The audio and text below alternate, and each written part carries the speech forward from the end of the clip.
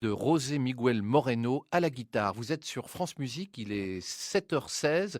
Alors cette rentrée scolaire a été dominée par quelques petites polémiques assez drôles autour des manuels scolaires. Alors les manuels scolaires, est-ce que doit-on parler du genre dans les manuels scolaires? De quoi doit-on parler? De quoi ne doit-on pas parler dans les manuels scolaires? Et alors là, je voulais vous signaler, moi, un livre vraiment provocateur, vraiment très drôle, très politiquement incorrect, mais c'est ça qui fait son charme. C'est un livre d'humour qui est un livre d'un type qui s'appelle Olivier Griette et ça s'appelle Histoire de France politiquement incorrecte. Alors en fait, c'est un manuel scolaire pour enfants, historique, mais le plus politiquement correct qu'on puisse imaginer. C'est-à-dire qu'il est allé au-delà de tout ce qui était possible dans le politiquement correct, justement. Alors par exemple, on apprend que les Huns étaient profondément incompris parce qu'ils voulaient apporter une culture différente, mais les populations ne comprenaient pas leurs différences, leur soif de liberté.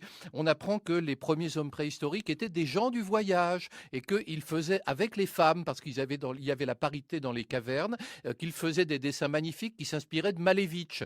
Et alors on parle par exemple de la grotte de Lascaux. Alors c'est très très drôle parce que c'est avec des exercices, c'est écrit comme si c'était pour les enfants. Alors évidemment c'est de l'humour, il faut vraiment le recommander à tous les enseignants parce qu'ils sont morts de rire en lisant ce texte. Alors vous savez qu'en 1940, il y avait un jeune garçon qui s'appelait Marcel Ravida qui promenait son chien et il a découvert par hasard la grotte de Lascaux. Alors commentaire du guide, malheureusement Marcel Ravida, au lieu de lutter contre les Allemands, se promenait et du coup il a découvert les grottes de Lascaux. Alors tout est comme ça, c'est à mourir de rire. Il y a toute l'histoire de France qui est passée en revue. Évidemment, on apprend que le jour où Charles Martel a arrêté les Arabes à Poitiers, c'était une grande défaite culturelle pour la France. Alors c'est très très drôle, enfin c'est très provocateur évidemment, vous vous en doutez, mais enfin c'est un livre très très amusant que je vous recommande. Il se prend pas au sérieux bien sûr. Et alors je me demande s'il n'y a pas là une opération de déstabilisation, car ce livre est édité par un éditeur suisse. Histoire de France politiquement correcte par Olivier Griette aux éditions Xenia.